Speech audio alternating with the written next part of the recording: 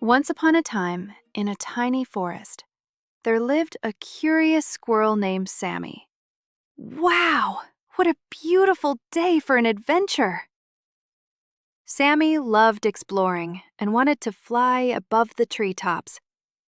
One sunny morning, he spotted something on the ground. Ooh, a colorful feather!